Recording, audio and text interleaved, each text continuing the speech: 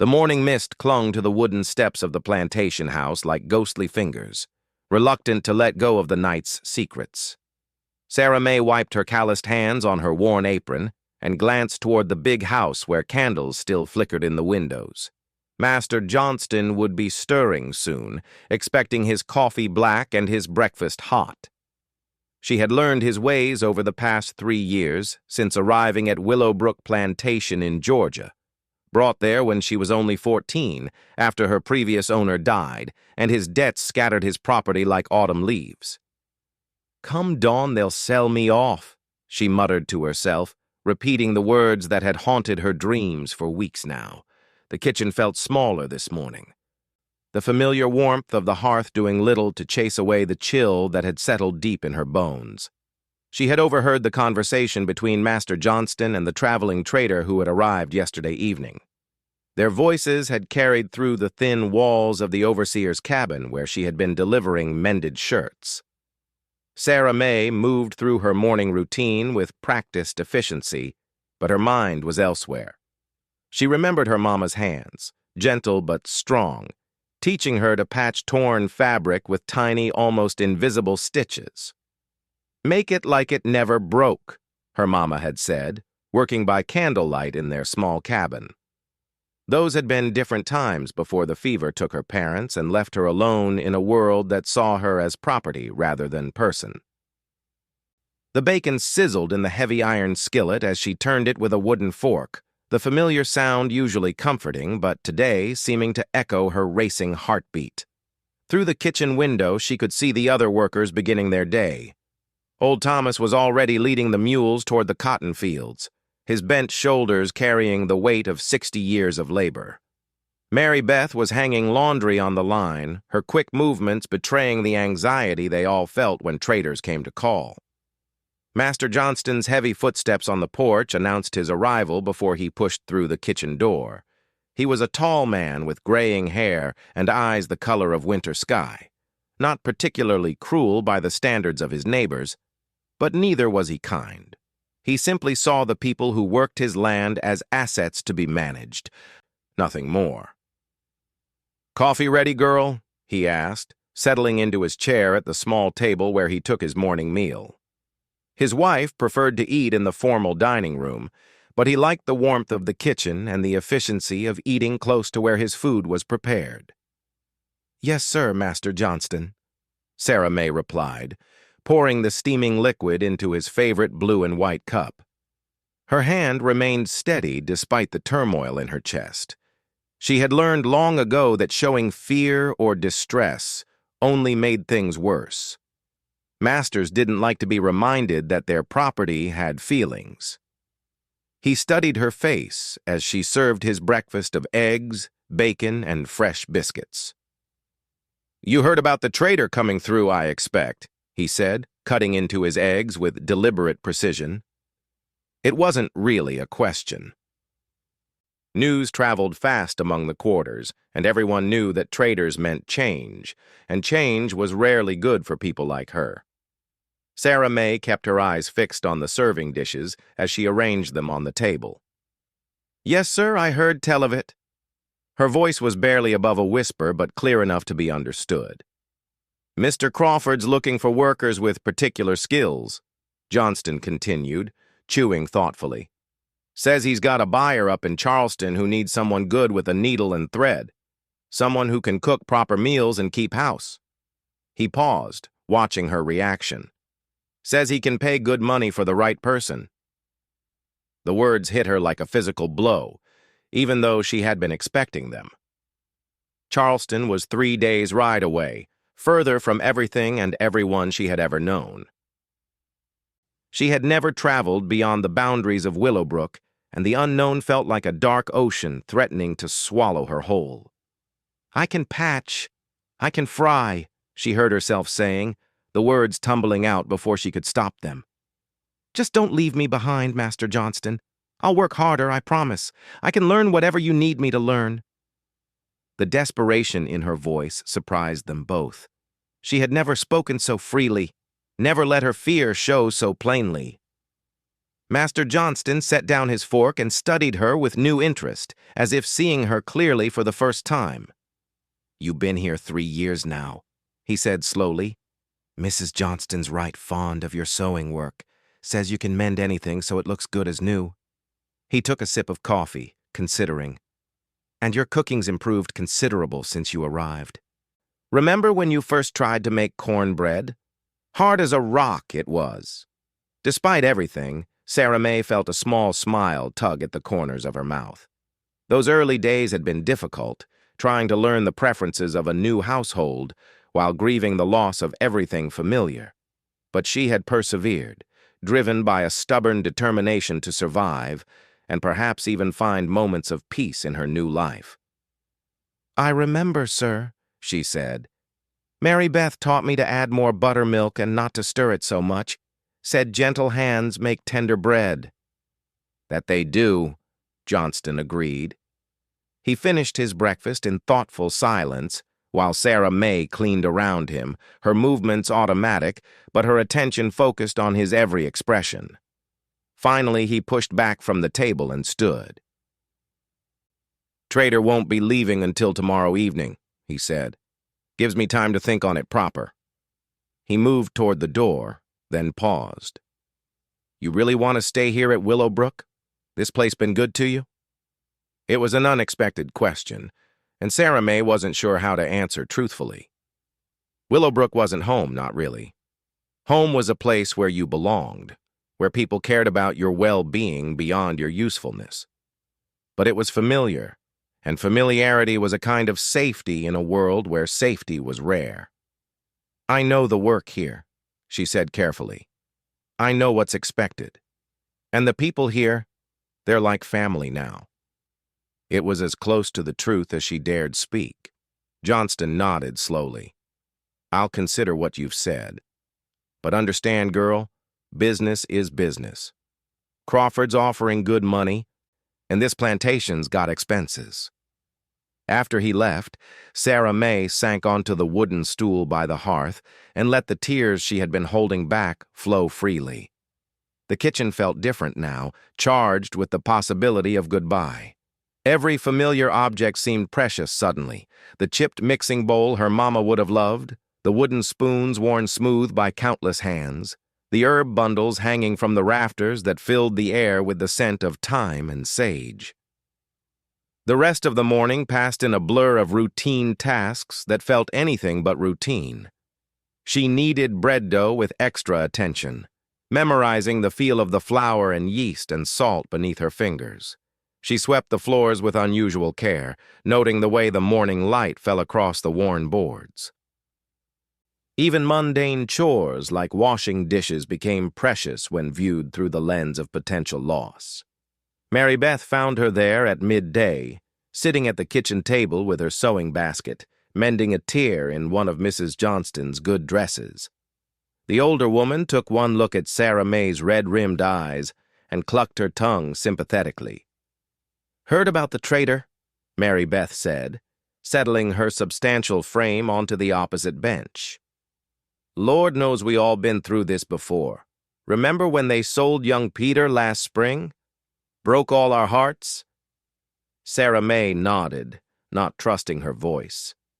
Peter had been like a little brother to her, always underfoot in the kitchen, sneaking biscuits and making her laugh with his silly jokes. One day he was there, the next he was gone, loaded into a wagon with 3 other workers bound for a rice plantation in South Carolina. "But you got something Peter didn't," Mary Beth continued, reaching across to squeeze Sarah May's hand. "You got skills that make you valuable. Cooking, sewing, keeping house. These things matter to folks with sense. And Master Johnston, he got sense about such things." "I hope you're right," Sarah May whispered, focusing on the tiny stitches she was making in the torn silk. The fabric was delicate, requiring patience and skill to repair without leaving visible marks. It was work that not everyone could do, and she took pride in her ability to restore beauty to damaged things. The afternoon brought unexpected visitors to the kitchen. Mrs. Johnston appeared first. which was unusual since she rarely ventured into what she considered the working areas of the house. She was a small woman with graying hair pinned severely back and intelligent brown eyes that missed very little. "Sarah May," she said, examining the dress that lay spread across the table. "This is exquisite work. You can barely see where the tear was." She held the garment up to the light streaming through the window, studying the repair with obvious admiration. "Thank you, ma'am," Sarah May replied, standing respectfully. She had learned that Mrs. Johnston appreciated good workmanship and didn't hesitate to express her opinions, whether positive or negative. "I understand there's been talk of selling you to that trader," Mrs. Johnston continued, her tone matter-of-fact but not unkind. "I want you to know that such a decision won't be made lightly. Your work here has been exemplary, and finding someone with your skills won't be easy." Before Sarah May could respond, the kitchen door opened again, and Master Johnston entered with the trader, a thin man with sharp eyes and clothes that had seen better days. Crawford looked around the kitchen with the calculating gaze of someone who assessed everything in terms of profit and loss. "This the girl you mentioned?" Crawford asked, looking Sarah May up and down like she was livestock at market. She forced herself to stand straight and meet his gaze directly, though everything in her wanted to look away. "This is Sarah May," Johnston confirmed. "Show him some of your work, girl." With trembling hands, Sarah May displayed the dress she had been mending, explaining the technique she had used to repair the delicate fabric. She then showed Crawford several other examples of her needlework, including a quilt she had been piecing together in her spare time from fabric scraps. "And the cooking?" Crawford inquired. Mrs. Johnston spoke up. "She can prepare everything from simple field meals to elaborate dinner parties. Her biscuits are as light as clouds, and she has a particular talent with preserving fruits and vegetables for winter storage." Crawford nodded approvingly, making notes in a small book he pulled from his coat pocket. "The family in Charleston specifically requested someone with domestic skills. They've had trouble keeping help that meets their standards." The conversation continued around Sarah May as if she wasn't there, but she listened carefully to every word.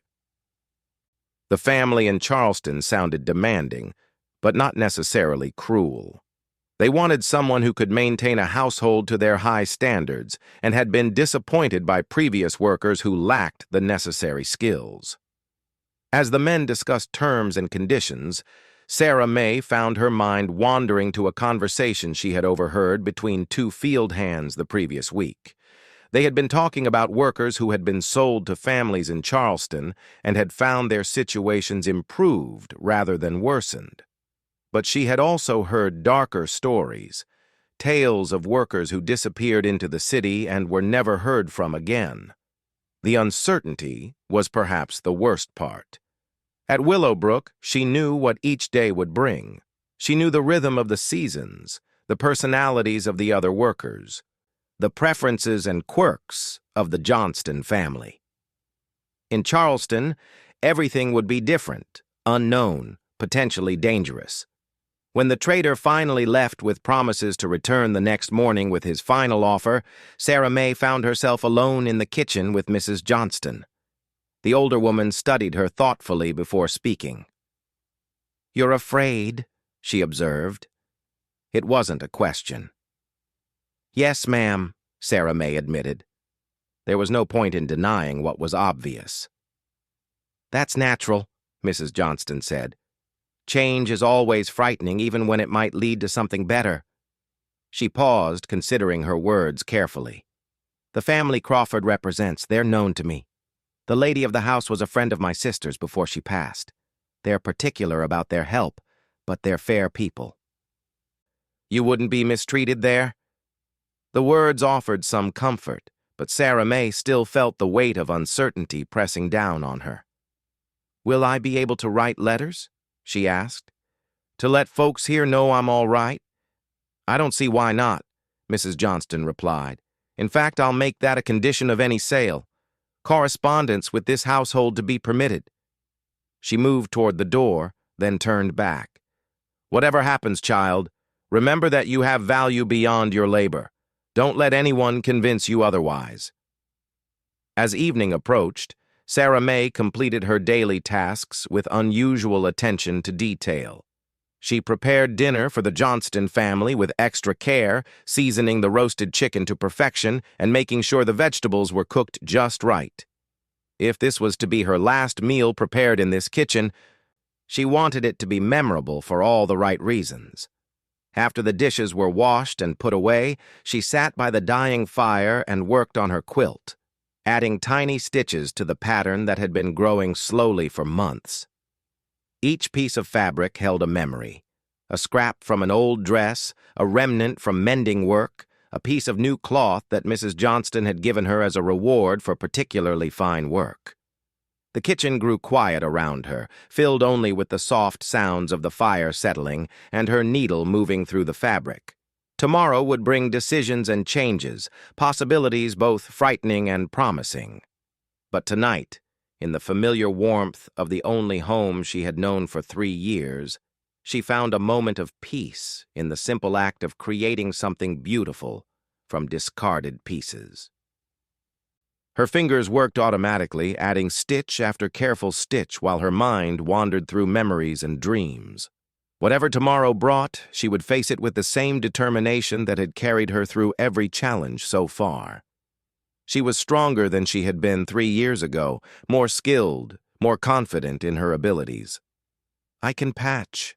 I can fry," she whispered to herself again, but this time the words held determination rather than desperation. Whatever came next, she would meet it on her own terms, armed with skills that no one could take away from her, and a spirit that had proven resilient in the face of loss and uncertainty. The fire burned low as she continued her work, each stitch a small act of faith in a future that remained unwritten but full of possibility. Dawn arrived gray and cold, with frost covering the kitchen garden like a delicate lace tablecloth. Sarah May had barely slept, spending most of the night alternating between restless dreams and wide-awake worry. She rose before the rooster crowed and began her morning tasks, finding comfort in the familiar routine even as her future hung in the balance. The coffee was already brewing when Master Johnston entered the kitchen, his face revealing nothing of his intentions. He accepted his cup with a grunt of acknowledgement and sat heavily in his usual chair. The silence stretched between them like a taut rope, filled with unspoken questions and unvoiced fears. "Trader's offering more than I expected," he finally said, cutting straight to the heart of the matter. $200. That's good money for—" He paused, seeming to realize he was talking about a human being rather than livestock. Sarah May's hands stilled on the biscuit dough she was kneading. $200 was indeed a substantial sum, more than most workers brought at auction. It was both a compliment to her skills and a measure of how valuable Master Johnston considered her services. "However," he continued, and Sarah May's heart jumped at the word, "Mrs. Johnston's made a compelling argument for keeping you here. Says finding someone with your particular abilities could take months, and training them even longer." He sipped his coffee thoughtfully. "Also says you've become like family to the other workers, and breaking up families isn't something we do lightly when we can avoid it." The kitchen door opened before Sarah May could respond, and Mrs. Johnston entered wearing her traveling dress and bonnet. Her timing was clearly not accidental. "Good morning, dear," she said to Sarah May, then turned to her husband. "Has Mr. Crawford arrived yet?" "Expected any minute," Johnston replied. "I was just explaining to Sarah May about our decision." Mrs. Johnston nodded approvingly.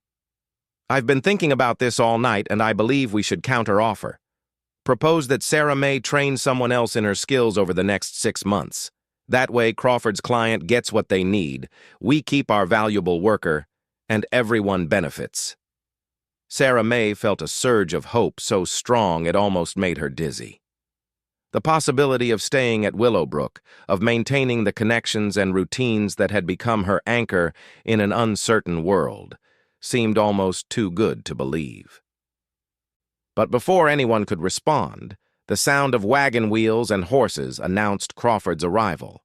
Through the kitchen window, Sarah May could see him climbing down from his seat, adjusting his coat and hat before approaching the house. Her fate would be decided in the next few minutes. Master Johnston stood and straightened his vest. "Let me handle this," he told his wife. Then to Sarah May, "You keep about your work, girl. Whatever happens, remember you've got skills that make you valuable anywhere." The negotiation took place in the front parlor, but voices carried in the morning air, especially when Crawford's tone grew sharp with disappointment. Sarah May tried to focus on her cooking, but every word from the other room seemed to echo in her mind.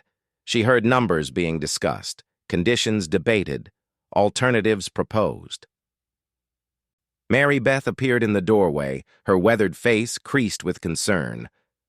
"How you holding up, child?" she asked, settling onto her usual bench. "Trying not to hope too hard," Sarah May admitted, pulling a tray of golden biscuits from the oven. "Hope's a dangerous thing when you can't control the outcome." "Maybe so," Mary Beth said, "but it's also what keeps us going when times get dark. And I got a feeling about this one. Master Johnston, he ain't quick to let go of good workers, and Mrs. Johnston, she's got a soft spot for you." Before Sarah May could respond, the parlor door opened and footsteps approached the kitchen. Master Johnston entered alone, his expression carefully neutral. Crawford was nowhere to be seen, and Sarah May's heart began to race. "Well?" Mary Beth asked bluntly, never one to dance around important matters. Johnston looked directly at Sarah May. "Crawford wasn't interested in our counteroffer. Said his client needs someone immediately, not 6 months from now." Sarah May's heart sank, but he continued. "However, Mrs. Johnston made another suggestion that he found more appealing." The pause stretched endlessly before Johnston spoke again. "We've agreed to send you to Charleston for a trial period, 3 months. If you suit the family and want to stay, the sale stands. If not, Crawford brings you back here. No questions asked." Sarah May felt the world shift around her. It wasn't the permanent separation she had feared, but it wasn't the reprieve she had hoped for either. 3 months was a lifetime when you were alone in a strange place, but it was also a chance to prove herself and perhaps find opportunities she had never imagined. "What kind of family is it?" she asked, surprised by her own boldness in asking questions about her potential new situation. "The Whitfield family," Johnston replied. "Robert Whitfield owns several businesses in Charleston, shipping mostly some cotton brokering. His wife Eleanor comes from old Charleston society.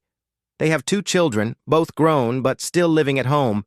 The daughter's recently engaged, and they're planning a large wedding in the spring." Mrs. Johnston appeared in the doorway. "I've spoken with Mrs. Whitfield on several occasions when visiting my sister. She's particular about her household, but she's also fair to those who work hard and show skill. Their last cook left to get married, and they've been struggling to find adequate replacement help."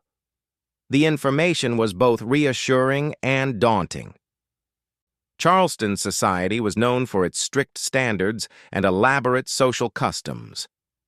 Sarah May had heard stories of grand houses where dozens of workers were needed just to maintain the lifestyle of a single wealthy family.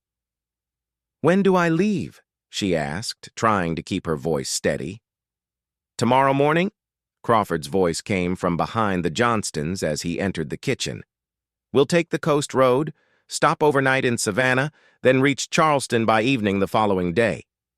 He looked her up and down appraisingly. "Pack light. Mrs. Whitfield will provide appropriate clothing once she's assessed your position in the household." The rest of the day passed in a whirlwind of preparation and farewell. Sarah May packed her few possessions in a canvas bag, including the unfinished quilt that had occupied her hands through so many evening hours. Mrs. Johnston provided her with a letter of recommendation and a small Bible that had belonged to her late sister. "Keep this with you," she said, pressing the worn leather volume into Sarah May's hands. "It brought my sister comfort during difficult times, and I pray it will do the same for you." The other workers gathered in the kitchen that evening for an informal farewell meal. Old Thomas brought out his fiddle and played gentle melodies while Mary Beth told stories that made everyone laugh despite the sad occasion. It was the kind of gathering that reminded Sarah May why leaving felt so difficult, even with the promise of eventual return. "You remember everything I taught you about cooking for fancy folks," Mary Beth said, pulling Sarah May aside as the evening wound down. "They like their food pretty as well as tasty, and don't let them convince you to take shortcuts. Quality work takes time, and anyone with sense knows that." Young Rebecca, who had been learning sewing from Sarah May, shyly presented her with a small pin cushion she had made from scraps of fabric. "So you don't forget to teach me more when you come back," she said, her eyes bright with unshed tears. The final morning arrived gray and misty, with a chill that suggested winter's approach. Sarah May dressed in her best dress and wrapped herself in the woolen shawl that had been her mother's. Crawford's wagon waited in the yard, loaded with supplies and pulled by two sturdy horses that stamped impatiently in the cold air. Master Johnston handed her an envelope as she climbed into the wagon. "Your papers," he said simply, "and a letter to Mrs. Whitfield explaining your skills and experience. Don't lose either one." Mrs. Johnston pressed a small cloth bag into her hands.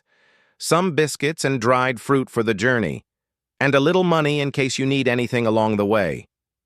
Her usually composed demeanor cracked slightly as she added, "Write to us as soon as you're settled.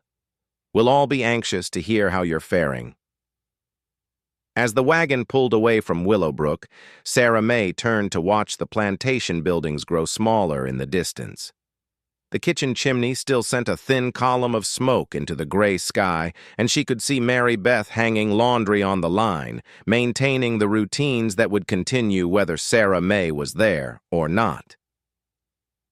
The first day's travel took them through familiar countryside, past cotton fields and small farms that looked much like Willowbrook.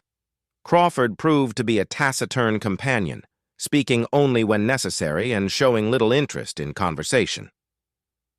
Sarah May occupied herself by watching the landscape change gradually as they traveled southeast toward the coast.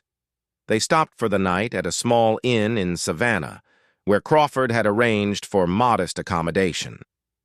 Sarah May was given a tiny room under the eaves, barely large enough for a narrow bed and washstand, but it was clean and private. She spent the evening writing a letter to Mary Beth on paper Mrs. Johnston had provided, describing the journey so far and trying to sound more confident than she felt. The second day brought them into different country entirely. The flat fields of the inland gave way to marshy lowlands and glimpses of dark water through the trees. The air smelled of salt and sea, unfamiliar scents that spoke of a world larger and more complex than the rural plantations she had known. Charleston appeared gradually, first as distant church spires and rooftops, then as individual buildings and busy streets filled with people and vehicles. Sarah May had never seen so many people in one place or such variety in their dress and manner. Elegant carriages shared the streets with work wagons, and the sounds of commerce and conversation filled the air. The Whitfield house stood on a tree-lined street in what Crawford informed her was one of the city's finest neighborhoods. It was larger than any house Sarah May had ever entered, with 3 full stories and elaborate architectural details that spoke of wealth and established social position. The front garden was meticulously maintained, with carefully trimmed hedges and seasonal flowers arranged in formal patterns. Crawford led her to the rear of the house, where a separate entrance served the working areas of the household. The kitchen was twice the size of the one at Willowbrook, with modern conveniences that Sarah May had only heard described in conversations. A large cast-iron stove dominated one wall, and copper pots of various sizes hung from hooks near the workspace. Mrs. Whitfield herself came to the kitchen to meet her new worker, an unusual gesture that suggested either particular interest or unusual standards. She was a woman in her middle years, elegantly dressed even for an informal meeting, with graying hair arranged in the latest fashion and intelligent eyes that seemed to take in every detail of Sarah May's appearance and demeanor. "So you're the young woman Mrs. Johnston recommended so highly?" she said, her voice carrying the cultured accent of Charleston society. "Her letter speaks very well of your skills, particularly your needlework and cooking abilities." "Yes, ma'am," Sarah May replied, standing as straight as possible and meeting Mrs. Whitfield's gaze directly. "I'm grateful for the opportunity to work in your household." Mrs. Whitfield nodded approvingly. "We'll start with a trial period, as Mr. Crawford has explained. My daughter Margaret is to be married in the spring, and we'll be entertaining frequently over the next several months. I need someone who can handle both everyday cooking and formal dinner preparations." She led Sarah May through the kitchen, pointing out various features and explaining the household routines. The staff was larger than anything Sarah May had experienced, with specific workers assigned to different tasks and a clear hierarchy that governed their interactions. "You'll be working primarily with Mrs. Hanson, our head cook," Mrs. Whitfield explained, indicating a stern-looking woman with graying hair pulled back in a tight bun. "She's been with our family for 15 years and knows our preferences and standards." Mrs. Hanson looked Sarah May up and down with undisguised skepticism. "Country cooking's different from city cooking," she said bluntly. "Hope you're ready to learn some new ways." "I'm always ready to learn, ma'am," Sarah May replied, though she felt a flicker of defensiveness at the dismissive tone. Her cooking had been good enough to earn praise at Willowbrook, and she had confidence in her abilities. The rest of the evening was spent learning the layout of the house and meeting other members of the staff. There was William, the butler, who managed the front-of-house operations with military precision. Betty and Rose worked as housemaids, responsible for cleaning and maintaining the family's living areas. James served as both driver and handyman, keeping the carriages and grounds in perfect condition. Sarah May was assigned a small room on the top floor, larger and more comfortable than her accommodation at the inn, but still modest by the standards of the grand house. A narrow window looked out over the city rooftops, and she could hear the distant sounds of urban life: church bells, street vendors, ships' horns from the harbor. As she unpacked her few belongings, she found herself thinking about the people at Willowbrook. Mary Beth would be starting dinner preparations about now, and old Thomas would be bringing the mules in from the fields. The familiar routines seemed very far away from this elegant house with its polished floors and formal atmosphere. But there were opportunities here that had never existed at the plantation. The other staff members seemed knowledgeable about the world beyond Charleston, and the work itself would expose her to new techniques and higher standards. If she could prove herself in this demanding environment, it might open doors to possibilities she had never imagined. Mrs. Catesby Hanson knocked on her door as she was finishing her unpacking. "Mrs. Whitfield wants to see what you can do with breakfast tomorrow," she said. "Nothing too fancy for the first day. Eggs, bacon, biscuits, preserves, but everything needs to be perfect. The family doesn't tolerate sloppy work." "I understand," Sarah May replied. "What time should I start?" "Kitchen work begins at 5, Mrs. Hanson said. "Family breakfast is served at 8 sharp.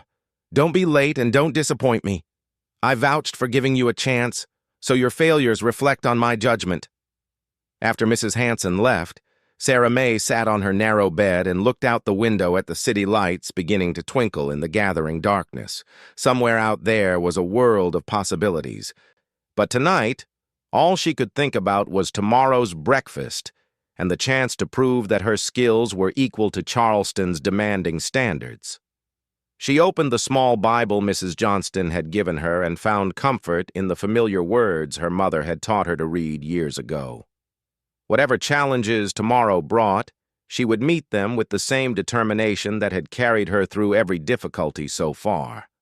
3 months seemed like a long time, but it was also an opportunity to discover what she was truly capable of when given the chance to excel. The city sounds gradually faded as the evening wore on, replaced by the quieter rhythms of a household settling into rest. Sarah May said a prayer for the people at Willowbrook, for strength to face tomorrow's challenges, and for wisdom to make the most of whatever opportunities this new situation might provide. Then she closed her eyes and tried to find the peace that would prepare her for whatever the morning would bring. The first rays of Charleston dawn filtered through the kitchen windows as Sarah May stirred the batter for what she hoped would be the lightest biscuits Mrs. Hanson had ever tasted.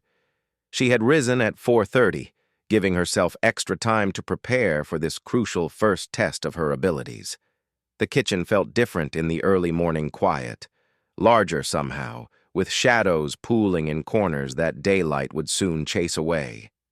Mrs. Hanson arrived precisely at 5, her sharp eyes immediately surveying every surface for signs of Sarah May's preparation. The bacon was already sizzling gently in the pan, filling the air with its rich aroma. Fresh eggs waited in a ceramic bowl, and the preserves jar sat open beside a selection of small silver spoons. Biscuits looked promising, Mrs. Hanson admitted grudgingly, examining the neat rows of golden brown rounds cooling on the rack. Let's see if they taste as good as they look. She broke open one of the biscuits, steam rising from the fluffy interior. Sarah May held her breath as the older woman tasted it thoughtfully, her expression revealing nothing. Light. Good flavor. Proper texture. Mrs. Hanson's tone remained neutral, but Sarah May caught a hint of approval in her eyes. You'll do for breakfast, but breakfast is simple. Real test comes when we have company. The Whitfield family gathered in the formal dining room for their morning meal, and Sarah May got her first glimpse of Charleston society through the service door. Mr. Whitfield was a distinguished man in his 50s, already dressed for business despite the early hour. Mrs. Whitfield wore an elegant morning dress that probably cost more than most workers earned in a year. Their daughter Margaret was perhaps 22, with the refined bearing that came from a lifetime of privilege and careful education. She moved with the unconscious grace of someone who had never doubted her place in the world. Their son Charles was younger, maybe 20, with an easy smile and the confident manner of a young man who expected the world to accommodate his wishes. The new cook's biscuits are excellent, Mrs. Whitfield commented as William served the meal. Much better than what we've been enduring lately. Sarah May felt a flush of pride and relief. One hurdle cleared, but she knew that breakfast was indeed the simplest meal. The real challenges would come as the household's social calendar demanded more elaborate preparations. Over the following days, she threw herself into learning everything she could about the Whitfield family's preferences and Charleston's culinary expectations. Mrs. Hanson proved to be a demanding but fair teacher, sharing techniques that had been refined over decades of cooking for Charleston's elite families. City folks expect their food to look as good as it tastes, Mrs. Hanson explained as she demonstrated how to arrange vegetables in precise geometric patterns. Everything must be elegant, refined. No mistakes allowed when important guests are present. Sarah May absorbed every lesson, practicing until her hands moved automatically through complex preparations. She learned to prepare delicate sauces that would have been impossible with the simple equipment at Willowbrook. She mastered the art of timing multiple dishes so that everything reached the table at perfect temperature and presentation. But it was her needlework that truly set her apart in the Whitfield household. When Mrs. Whitfield discovered the quality of Sarah May's sewing, she immediately commissioned several projects for Margaret's trousseau. I need someone who can do invisible mending on fine fabrics, Mrs. Whitfield explained, showing Sarah May a damaged silk evening gown. This dress cost more than most people earn in 6 months, but it caught on something during a ball last week. Sarah May examined the tier carefully, running her fingers along the delicate fabric to understand its weave and structure. It was more complex than anything she had worked on at Willowbrook, but the principles were the same. Patience, skill, and attention to detail could restore almost anything. Working by the light of a window in the sewing room, she spent 3 days carefully repairing the damage. When she finished, even Mrs. Whitfield's expert eye couldn't detect where the tear had been. "Remarkable," Mrs. Whitfield said, examining the gown from every angle. "I know seamstresses who charge $10 for work half this quality." Word of Sarah May's skill spread quickly through Charleston's social circles, as news of exceptional service always did among the city's wealthy families. Soon, Mrs. Whitfield was receiving requests from friends who had heard about the young woman who could make damaged garments look like new. "Mrs. Thornton wants to know if you might look at her daughter's wedding dress," Mrs. Whitfield mentioned one morning. Apparently, there was an incident with red wine at the engagement party. These additional projects brought Sarah May into contact with a world she had never imagined. The fine ladies of Charleston society lived in houses that seemed like palaces, surrounded by objects of beauty and luxury that spoke of wealth accumulated over generations.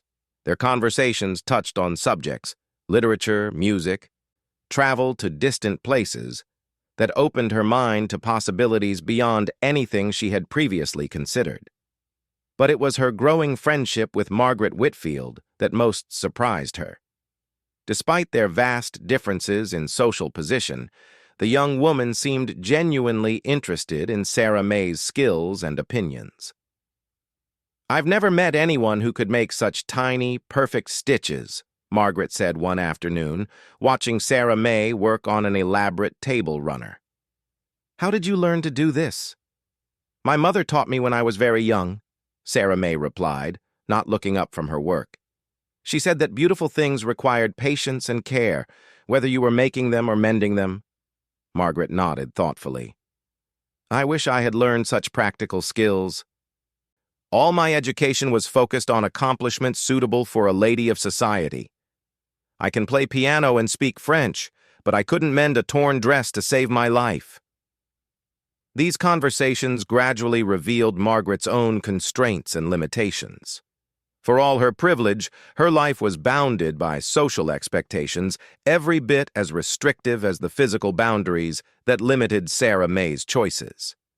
She was expected to marry well, manage a household according to established customs, and maintain the family's social position without ever earning or controlling significant money of her own. "Sometimes I envy your independence," Margaret confided one day, then immediately looked embarrassed by her admission. "I don't mean to suggest that your situation is easy, of course. I just mean that you have skills that are valuable anywhere, while my accomplishments are only valued within a very narrow world." Sarah May found herself thinking about this conversation frequently. She had never considered her skills as a form of independence, but Margaret was right. Whether she was at Willowbrook, in Charleston, or anywhere else, her ability to cook, sew, and manage a household would always be valuable.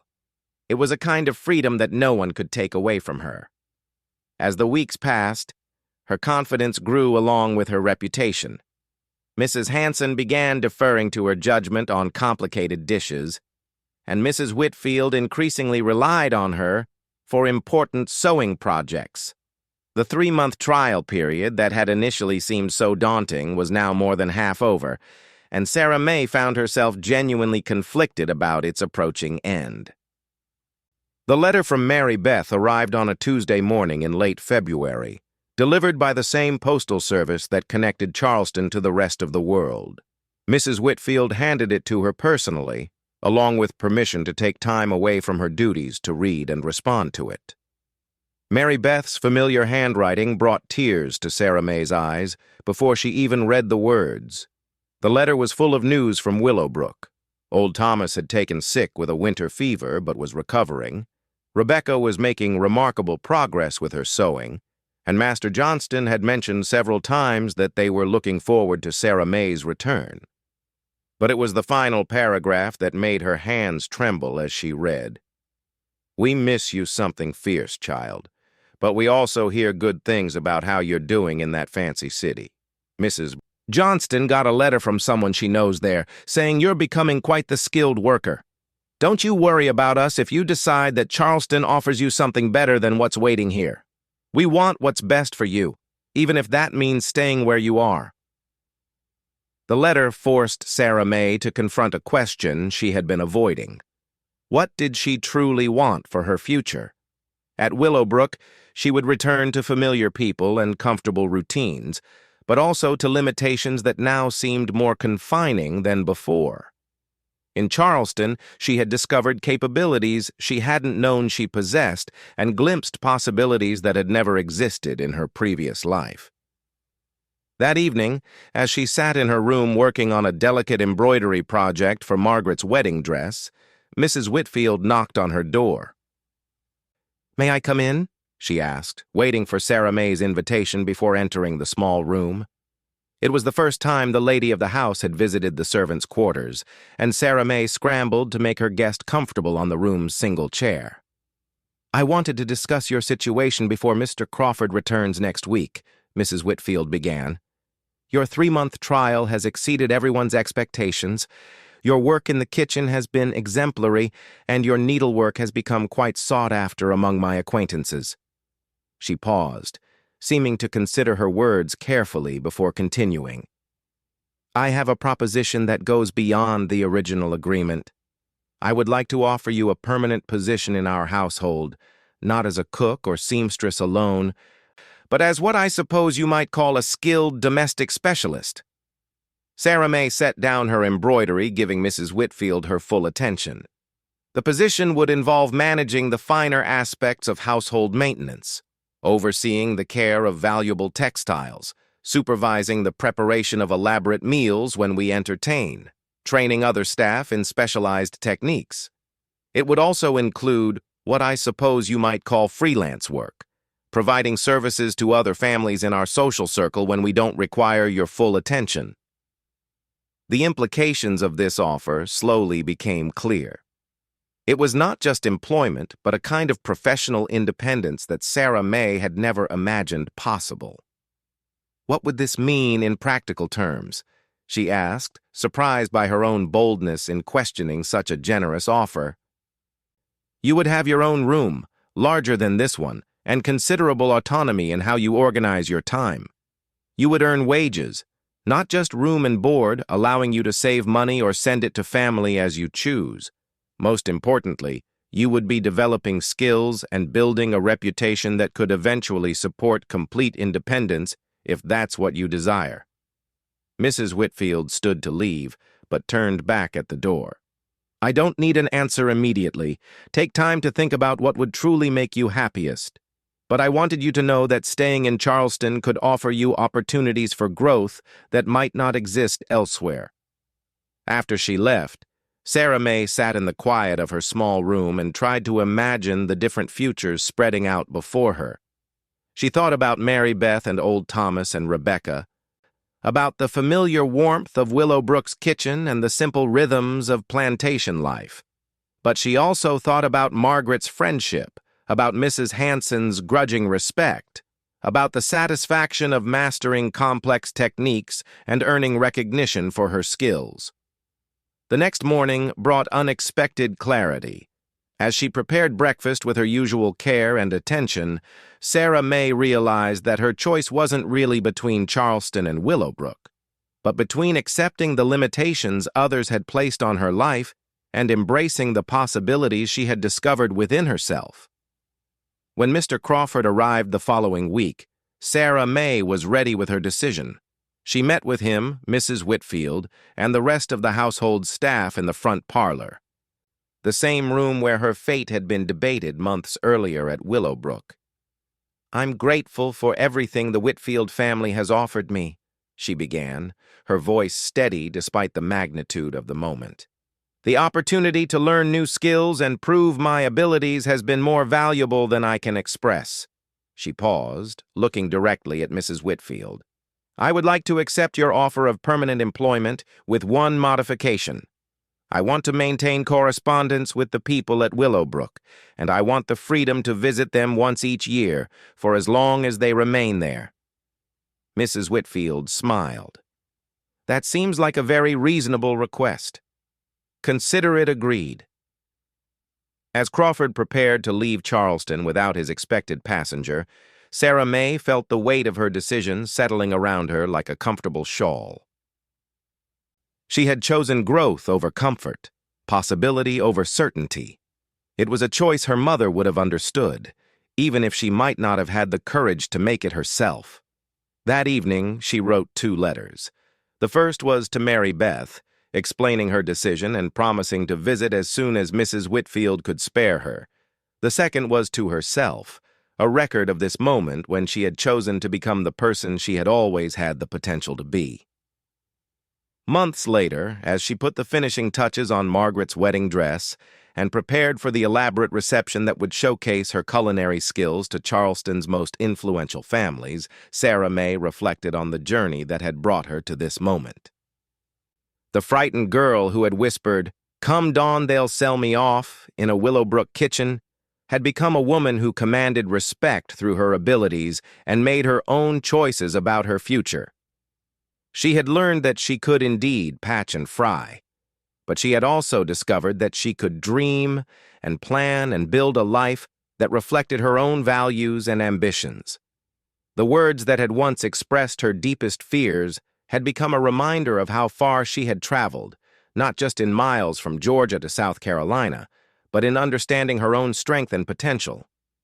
As evening fell over Charleston and the lights began to twinkle in the houses of the wealthy and powerful, Sarah May smiled and continued her work, secure in the knowledge that whatever tomorrow brought, she would meet it on her own terms. Armed with skills that no one could take away, and a spirit that had proven capable of remarkable growth when given the chance to flourish.